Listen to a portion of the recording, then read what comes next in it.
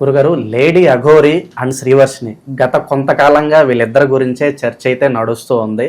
అఘోరి అంటే సాధారణంగా ఎప్పుడు దైవారాధనలో, ఎప్పుడు అఘోర వాళ్ళకి సంబంధించినవి ఉంటాయి, ఎప్పుడు కూడా వాళ్ళ సాధనలో ఉంటారు. ఈ అఘోరాలు పెళ్లి చేసుకోవడం అయితే నేను ఎక్కడ వినలేదు గురుగారు. మొన్నటి వరకు కూడా ఆ అమ్మాయి నేను సాధన నేర్చుకోవడానికి ఈవిడ దగ్గరికి వెళ్తున్నానని చెప్పి వెళ్ళింది. కట్ చేస్తే ఇవాళ పెళ్లి చేసుకున్నారు. ఏం జరుగుతుంది గురుగారు? అలాగే మరి పెళ్లి వరకు వెళ్ళిందంటే ఆ అమ్మాయి చూడడానికి బాగానే మాట్లాడుతుంది, బాగానే ఉంది.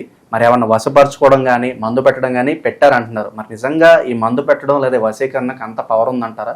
మీ పరంగా ఎలా ట్రాప్ ఇది ఎలా జరిగిందంటారు గురుగారు? వశీకరణ విద్యలు అంటే వాడికి రావండి. వాడి పేరు మీరు అఘోరి అని చాలా మంది మీడియా ప్రేక్షకులకు సోదరులు వాడిని హైలైట్ చేశారు. కేవలం మీడియా వల్లనే వాడు హైలైట్ అయ్యాడు. అసలు శాస్త్రంగా పోవాలి అని అనుకుంటే వాడు ఒక అఘోరా కాదు. కరప్షన్ ఏంటంటే అఘోరీలు లేరండి. మన ధర్మ ప్రకారంగా అఘోరీలు లేరు. ఆడవారైనా మగవారైనా అఘోరా. ఇది బాగా గుర్తుంచుకోవాల్సింది ఏంటంటే అఘోరీలు కాదు, అఘోరా. తన పేరు శ్రీనివాస్. ఒకప్పుడు డ్రగ్స్ మాఫియాలో ఉన్న వ్యక్తి. వాడు పురుషుడుగా అంటే వాడు ఒక ట్రాన్స్జెండర్ గా మారక ముందు వాడిని భావచిత్రం మీద ఎప్పుడైనా చూసారా? అంటే వాడి ఫోటో చింపురు జుట్టు లెక్క ఇట్లా కోడి జుట్టు లెక్క పైకి వేసుకొని రంగులు వేసుకొని ఇలా మీసాలు పెట్టుకొని ఉండేటువంటి వాడు. విన్నారా? తర్వాత క్రమంలో వాడికి ఏమనిపించిందో ఏమో వాడు వెళ్ళేసేసి ఒక ట్రాన్స్జెండర్ గా మారాడు. వాడి సంతూరు మంచిర్యాల దగ్గర నక్కలపల్లి అనే అటువైపు ఊరున్నది వాడిది సంతూరు. అక్కడి నుంచి వాడు బాంబేకి వెళ్ళేసేసి ఒక ట్రాన్స్జెండర్ గా ఉండి డ్రగ్స్ మాఫియా చేసుకుంటూ డ్రగ్స్లంతా అమ్మేసుకుంటూ వాడు ఏం చేశాడు, అక్కడ ఉండే ట్రాన్స్జెండర్ తో బయట బిచ్చాలు అడుక్కోవడం కూడా ఉన్నది. ఇదాపూర్వంలో ఆ వీడియోలు వాళ్ళ దగ్గర ఉన్నారు, ట్రాన్స్జెండర్స్ దగ్గర. వాడు అలా చేసేది. తర్వాత రెండోది, వీడు నిజమైన మంత్రం చేశాడు అని అంటే ఇదాపూర్వంలో ఒక మీడియాలో వీడు ఒక మంత్రం చెప్పాడండి. అష్ట దరిద్రంగా తప్పులు ఉన్నాయి దాంట్లో. క్రాంగ్ క్రామ్ భూమ్ భూమ్ షాగిని డాగిని మహాకాళి షాగిని ఢూకిని అంటున్నాడు. ఈ ఢూకిని ఎక్కడి నుంచి వచ్చింది వాడికి? చిన్నపిల్లలు సాధారణంగా చిన్నపిల్లలు చెప్తూ ఉంటారే. ఏది మన అదేదో సినిమాలో అమ్మ బొమ్మ సినిమాలో ఓం భీం బుష్ ఒకటి, ఓం భగిని భాగోదరి అనే ఒక ఉన్నది చూసారా?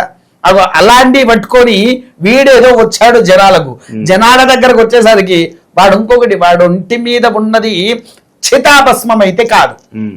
అఘోరాలు ఒంటికి రాయాల్సింది అప్పుడే కాలి కింద పడిన శవం యొక్క భస్మాన్ని తీసి ఒంటికి రాయాలి.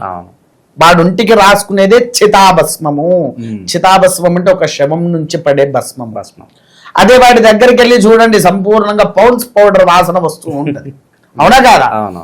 ఇంకో మీడియా అదే సోదరుడు అడిగారు, మీ దగ్గర మొత్తం పాన్స్ వాసనే వస్తున్నాయి కదా అంటే, అసలు అఘోరాడు ఎక్కడిది? ఆ పాన్స్ పౌడర్ రాసుకున్నాక ఆ మూతికి లిప్స్టిక్ ఏంటండి? ఒక అఘోరా అనుకునే వ్యక్తి మూతికి లిప్స్టిక్ పెట్టుకుంటాడా? పోనీ అదొక విషయం పక్కకు పెడదాము. తర్వాత వీడేం చేశాడు, మొదలు తెలుగు రాష్ట్రంలో అడిగి పెట్టినప్పుడు ఒంటి మీద వస్త్రం అనేటువంటిది లేదు. అందరికి అలాగే నగ్నంగానే ఇంటర్వ్యూలు ఇచ్చాడు. తర్వాత నల్లటి వస్త్రాలు వేయడం మొదలు పెట్టాడు. నల్లటి వస్త్రాల తర్వాత ఎర్ర వస్త్రాలు, తెల్ల వస్త్రాలు ధరించాడు. తర్వాత వేరే వారి ఇళ్లలో ఉన్నప్పుడు ఎక్కడున్న అఘోరా అనేటువంటి వాడు అఘోరానే అవుతాడు. అవునా? చిన్న షార్ట్లు టీషర్ట్లు వేసి మనుషుల మీద పడిపోతున్నాడు, వాడెక్కడ అఘోరి అండి? అవునా కాదా? ఈ వీడియో మీరు చూసే ఉన్నారుగా, షార్ట్లు వేసుకొని వేరే వాళ్ళ మీద పడడం.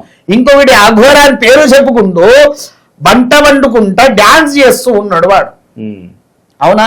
బంట వండుకుంటా నాట్యాలు చేస్తున్నాడు, అది కూడా బ్రేక్ డాన్సులు. అఘోరాలు ఎవడైనా డాన్స్ చేస్తాడు? వాడు డాన్స్ చేసేది అశుద్ధమైన పాటలకు కాదు, శివుడి యొక్క సంపూర్ణమైనటువంటి ఒక తేజోవంతమైన పాటలు చెవున పడుతూ ఉంటే నాట్యము చెయ్యాలనే భావన ఆటోమేటిక్ గా ఏ అఘోరులకైనా కలుస్తుంది. ఒకటి. రెండవది, మీరు మహాకుంభమేళ చూసారా? అఘోరాలు వచ్చారా అక్కడికి? ఎక్కడెక్కడ నుంచి ఎలా వచ్చారా అఘోరాలు? సింగిల్ గా వచ్చారా, ఇద్దరుగా వచ్చారా, బహుజనంగా వచ్చారా? గుంపులు గుంపులుగా వచ్చారు. గుంపులుగా వచ్చారు. అఘోరాలకు అఖాడాలు అనేటువంటివి ఉంటాయి. జాను అఖోడ, మణికర్ణిక అఖోడ, ఇలా కొన్ని అఖాడాలు అనేటువంటివి ఉంటాయి. అలా మొత్తము మనకు భారతదేశంలో 4 అఖాడాలు ఉన్నాయి, విన్నారా? అవును. 4 అఖాడాల్లో వీడు జాను అనే పేరు మాత్రమే వాడేదో నెట్ లో సెర్చ్ చేసినట్టున్నాడు, మిగతా 3 పేర్లు తెలియదు వాడికి తెలియదు కాబట్టి దాని పేరు చెప్పేశాడు వాడు డైరెక్ట్. ఓకే, విన్నారా? ఈ అఖాడాల్లో ఉండేటువంటి వారికి సర్టిఫికేట్స్ అనేటువంటిది ఖచ్చితంగా ఇస్తున్నారు ఇప్పుడు. బ్యాడ్జ్లు అనేటువంటి విలువ, అఘోరాలకు బ్యాడ్జ్లు ఎక్కడవండి? వాడేమైనా ఇంగ్లీష్ చదివాడా బ్యాడ్జ్లు ఇవ్వనీకి? ఏమైనా వేదం నేర్చుకున్న మాకు పట్టాలు అని ఇస్తారో, ఆ పట్టాలతోనే జీవిత చర్యం అనేది మాకు సాగుద్దు, అవునా? వాడికి ఏదో బ్యాడ్జ్ ఇచ్చారు. తర్వాత మొన్న ఇంకో వ్యక్తికి ఎవరికో నేను పూజలు చేస్తా అని 10 లక్షలు తీసుకున్నాడు.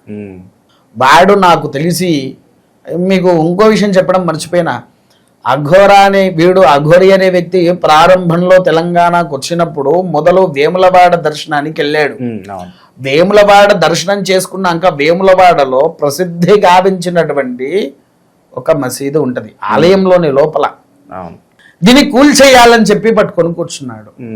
ఇక్కడికి మొదలువాడు వచ్చిన రీతి, నేను సనాతన ధర్మాన్ని నిలబెట్టడానికి అని ఒకదాన్ని తీసుకువచ్చాడు. రాను అదేంటంటే సనాతన ధర్మం కాస్త పక్కకు పెట్టి స్త్రీ ఆరాధన చేయడం మొదలు పెట్టాడు, అవునా? ఏందండి, ఒక 5 మందిని వాడు ట్రాప్ లో పెట్టేశాడు. మొత్తం 11 మంది ఉన్నారు అని అన్నారు. మన తెలుగు రాష్ట్రాల నుంచి అయితే ఈ అమ్మాయి ఒకటి, ఇంకా నార్త్ లో మిగతా వాళ్ళు ఉన్నారు. ఇంకెంత తెలుగు రాష్ట్రంలో ఈమె రెండో ఆమె. మొదల ఎవరో జనవరి 1వ తారీఖు వివాహం ఆడింది. ఆమెకు లవ్ యూ మిస్ యూ అనే మెసేజ్ పెట్టేశాడంట. ఆ లవ్ యూ మిస్ యూ అని ఏ అఘోర ఆయన పెట్టగలుగుతాడా? అది ఇంకొకటి, అఘోరాలు నోట్లో నుంచి ఎక్కువగా మాట్లాడరండి. వాడి సాధన ఏదో అంతే. అవును, మీరు మామూలుగా వెళ్ళి వాళ్ళతో మాట్లాడించినా ఇలా చూస్తారు, మళ్ళీ ఇలా పక్కకు పెడతారు. ఒకవేళ మన వైపు చూసినప్పుడు మనలో ఏదన్నా దరిద్రము ఉన్నది అని అంటే మనకు అర్థం కాని భాషల్లో వాడు చెప్తాడు. మనకు అర్థం కాని భాషల్లో రాబోయే కాలము ఈ విధంగా నడుస్తూ ఉంది అని ఏదో ఒక వర్డ్ సెంటెన్స్ వదులుతాడు. అవును, ఎప్పుడో మనలో ఏదో దరిద్రం ఉన్నప్పుడు, లేదా మనకు తెలవకుండా మన వెనకాల ఏమైనా జరిగేది, వాడిని గ్రహించుకోరా అని ఒక వర్డ్ చెప్పి పంపిస్తూ ఉంటాడు. ఇలాంటి సంఘటనలు కూడా మనం ఎన్నో టీవీలలో చూసాము, లేదా మన నిజ జీవితాలలో కూడా చూసాము. గురుగారు, ఇప్పుడు అమ్మాయిని పెళ్లి చేసుకున్నాడు.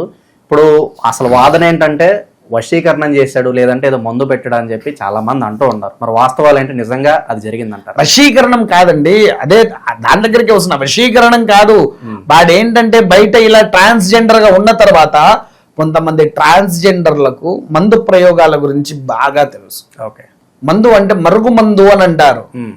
ఆ మరుగు మందు వర్షిణికి పెట్టాడేమో. లేదా ఇంకొక ప్రశ్న వేస్తా, మీరు చదువుకున్నారా? అవును, చదువుకున్నా. ఏం చదువుకున్నారు? బీటెక్ వరకు మీరు చూసే ఉంటారు. 10th కానివ్వండి, ఇంటర్ కానివ్వండి, మీ బీటెక్లో అదే ఫార్మసీ కావచ్చు, డిగ్రీ కావచ్చు, ఎనీథింగ్ చదువుకునేటప్పుడు అమ్మాయిలు పోరంబోకులను ఇష్టపడతారా, మంచి వాళ్ళని ఇష్టపడతారా? క్లారిటీ ఇవ్వండి. సరదాగా చిల్లగా తిరుగుతూ ఉంటారు కదా, వాళ్ళని ఎక్కువ ఇష్టపడతారు. అంటే పోరంబోకులనే బాగా ఇష్టపడతారు. వీడు ఒక పోరంబోకే, పాపం వర్షిని బుట్టలో పడడానికి తప్పేముందండి? దీన్ని ఇంకా మనం మందు అనుకోవచ్చు, వశీకరణం అనుకోవచ్చు. ఇంకొకటి ఏంటంటే వీడు ఆ అమ్మాయికి డబ్బు ఆశ చూపించాడు. డబ్బు అనే ఆశ చూపించాడు. ఎందుకంటే మీరు ఇందాక అన్నాము, ఏది పూజ చేస్తాను, ఒక 10 లక్షలు తీసుకున్నాడు, అలాంటివి చూపించాడు. ఈ అమ్మాయికి ఏమనిపించింది? నిజంగా ఉన్నవాడేమో అనే ఒక భావన. తర్వాత ఈ కారు ఇవంతా మెయింటెనెన్స్ ఇవన్నీ ఎక్కడి నుంచి వస్తున్నాయి గురుగారు? ఇలా మోసం చేసిన డబ్బేనా అంతా కూడా? అంతా మోసం చేసిన డబ్బే అండి. వాడు ఇదపూర్వంలో డ్రగ్స్ మాఫియా చేసి ఆ డబ్బులు దాచుకొని తల్లిదండ్రులకు కూడా పంపించకుండా ఆ కారు కొన్నాడు. దానికి మొత్తం అఘోర అవి పెట్టుకున్నాడు. ఇదంతా పబ్లిసిటీ కేవలం అండి. ముఖ్యంగా టు బి ఫ్రాంక్ గా మాట్లాడియాలంటే వీడిని ఇంతగనం తీసుకువచ్చింది కూడా మీ మీడియా సోదరులే, బయట వ్యక్తులు కాదండి. బయట వాళ్ళతో సంబంధం లేదు. ఎక్కడేమైనా జరిగిందంటే మొదలు మీడియా వాళ్ళు అక్కడ రెడీగా ఉంటాడు, వీడిని ఎక్కడ హైలైట్ చేద్దామా అని చూస్తారు. అవునంటే అలా కాదంట, వాస్తవమే. మీడియా అసలైన వాళ్ళను వదిలేసి కొసర వాళ్ళను పట్టుకుంటారు. వీడొక్కడే ఉన్నాడు. ఆ ఘోరాలు కొన్ని 100 మంది అఖాడాల్లో నిత్య దీక్షలో ఉంటారు, అవునా కదా? ఆ నిత్య దీక్షలన్నీ వదిలిపెట్టి ఇక్కడికి వచ్చి ఆడవాళ్ళ వెనకాల పడితే వాడు అఘోర అనుకుంటామా, ఇంకేమని అనుకుంటామా? నాకు తెలిసి ఇంకో విషయం చెప్పమంటారా? వాడిక్కడికి వచ్చింది ఏదో సనాతన ధర్మం కోసమో ఈ ఆడవాళ్ళ కోసమో కాదండి. ఇంకేదో పెద్దదే చేయడానికే వాడు ఇక్కడికి వచ్చాడు. మీ ప్రకారంగా ఏమనుకుంటున్నారు మీరు? ఏం చేద్దాం, ఏం చేయడం? మత విద్వేషాలు. అది మొదట్లోనే అర్థమైంది, మత విద్వేషాలు. ఎక్కడ ఎప్పుడైతే వాడక్కడ వేములవాడలో మసీదు తీసేయమన్నాడో ముస్లిం సోదరులు మనకి ఇచ్చారు. మనకంటూ ఒక భావం ఉండేది, హిందూ ముస్లిం భాయి భాయి అని. అవునా? హిందూ ముస్లింలు భాయి భాయి అనేది మన పూర్వీకుల నుంచి ఉన్నది. తర్వాత ఇంకో విషయం, వెంకటేశ్వర స్వామి వారికి ఉన్న భార్య ఎవరండి? వెంకటేశ్వర స్వామి వారి భార్య ఎవరెవరు? బీబీ నాంచారమ్మ, పద్మాక్షి ఉన్నారా? బీబీ నాంచారమ్మ ఎవరండి? ముస్లిం సోదరే కదా. అంటే మన హిందూ దేవుణ్ణి కదా వివాహం ఆడింది. ముస్లింలు మనవారే అండి, వారిని ఎవరిని కూడా మనం తప్పు పట్టడానికి లేదు. అవునా కాదా? ఇలాంటి మత విద్వేషాలను తీసుకువస్తూ జనాలను ఒక దిగ్భ్రాంతికి గురి చేసి లేనిపోని అల్లర్లు సృష్టించాలి. అలా వీడు ఫేమస్ అయ్యి దాంట్లో నుంచి డబ్బులు, వాడికి కావాల్సిన డబ్బులు సంపాదించుకొని పెద్ద పెద్ద బిల్డింగులు కట్టుకోవాలి. అంతెందుకు మొన్న అదే కొన్ని మీడియాలో ప్రభాస్ ఇంటి పక్కనే నా ఇల్లు అని చెప్పి చూపించుకుంటున్నాడు. అది నిజమెంతనో అబద్ధం ఎంతనో నాకు కూడా తెలియదు వాస్తవానికి. అంటే ఇలా చూపించుకొని జనాలను కేవలం మభ్యపెట్టించి నరకాన్ని చూపిస్తున్నాడు. దీంట్లో అందరూ నిజమే అనుకొని పాపం మీకు ఇలా వాడి బుట్టలో పడి చాలా దరిద్రంగా తయారవుతున్నారు. మొత్తం 11 మంది వీడికి. ఈ 11 మందిలో ఎవరిని ఎటువైపు పంపిస్తారో ఎవరికెరక అండి. డ్రగ్స్ మాఫియా కావచ్చు, ఇంకేదైనా కావచ్చు. వాడు ఒక జనాన్ని సృష్టించాలి. ఇంకో మాట ఏం చెప్తున్నాడంటే, వీడు ఇంకో విషయం చెప్పాడు, ఎవరైతే నా గురించి మాట్లాడుతూ ఉంటారో, ఎవరైతే నా గురించి వస్తారో, నేను ఒక్కొక్కరి మీ దగ్గరకు వచ్చి మీ అంతు తేలుస్తా అని మాట్లాడుతున్నాడు. వార్నింగ్. అరే, నీకు నిజంగా ఒక అఘోరి అయి ఉంటే గనక నేను ముందుంటా, నీవు నా దగ్గరికి రా, నువ్వు నన్ను ఏం చేస్తావో నేనే చూస్తా. నీకంత మంత్రశక్తులు ఉన్నాయి అంటున్నావు కదా, నీ మంత్రశక్తి ఏందో నేను చూస్తాను, నా కళ్ళ ముందుకు రారా. ఇంకోటండి, ఆ రక్షక భటులని కూడా పాపం ఎంత దారుణంగా తిట్టాడు. అఘోరాలు నోట్ల నుంచి ఆ మాటలు అసలు వాడొచ్చా? ఎప్పుడైతే మన నోట్ల నుంచి అశుద్ధపు వాక్యాలు వస్తాయో వాడు చేసుకున్న జపశక్తి అనేది తగ్గిపోతుంది అనేది మనకు శాస్త్రంలోనే ఉంది. అవునా? నువ్వు అంతటి నీచపు మాటలు మాట్లాడిన తర్వాత నీ దగ్గర శక్తి ఏమున్నది అనుకుంటాం అసలు? అవునా కాదా? ఇవన్నీ జనాలను మభ్యపెట్టి మీడియాలో వాడు ఒక ఫేమస్ అవ్వడానికి. కాకపోతే అయ్యా, రక్షక భటులకు, న్యాయ వ్యవస్థకు, ఆ యొక్క రాజకీయవేత్తలకు చేతులెత్తి నమస్కరిస్తున్నది ఏంటంటే, ఇటువంటి దరిద్రులను రానివ్వకుండా చెయ్యండి. పొరపాటున మళ్ళీ వాడు వచ్చాడా, ఏదో ఒక కేసు వేసి జీవిత ఖైదీగా ఒక జైల్లో వేసేయండి. 2 చేతులు ఎత్తి వేడుకుంటున్నారు స్వామి. ఈ విషయంలో మాత్రం ఎంత మందినండి వాడు మోసం చేస్తున్నారు. అలా ఎవ్వరు మోసపోకుండా దయచేసి ఆ రాజకీయ స్వాములు ఎవరైతే ఉన్నారో, రేవంత్ రెడ్డి గారు, సీఎం గారు, మీరైనా సరే వారిని అరెస్ట్ చేసి జీవిత ఖైదీ శిక్ష వేసి జైల్లో వేయాలని మనసు పూర్తిగా కోరుతున్నాను. ఈ శ్రీనివాస్ చీకటి కోణాలన్నీ చాలా మంచిగా మా ముందు వివరించారు గురుగారు. చాలా మంది ఇతని వల్ల నష్టపోయారు, వాళ్ళందరికీ కూడా న్యాయం జరగాలని కోరుకుందాం. ఫర్దర్గా ఎవరన్నా ఇలాంటి అఘోరాలు మళ్ళీ కనుక బయటకు వస్తే జనాలందరూ కూడా తరిమి కొట్టాలని చెప్పి మనస్ఫూర్తి కోరుకున్నాం గురుగారు. ధన్యవాదాలు. తప్పండి. ఎందుకు అని అంటే, ఒకవేళ నిజమైన అఘోరా వచ్చాడు, ఇటువంటి ఫేక్ అఘోరాలు ఎవరన్నా ఫేక్ అఘోరాన్ని ఎవడైతే పుడతాడో వాడిని మాత్రమే శిక్షించండి, నిజమైన వారిని కాదు. అన్నారా? చాలా అద్భుతంగా ఉంది. ధన్యవాదాలు. దేవా.